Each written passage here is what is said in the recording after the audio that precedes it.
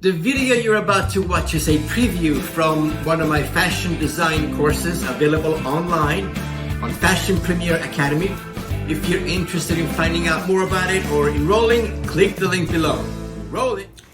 Okay, let's talk about grain lines.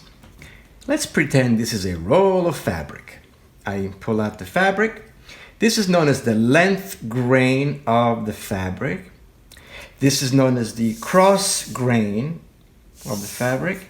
There's also a third grain line, which is known as the bias at a 45-degree angle. And the edge of the fabric is known as selvage. Okay, I've made this cute little pattern here, and I've drawn a grain line. I've labeled it grain line. This line right here, which is parallel to center front.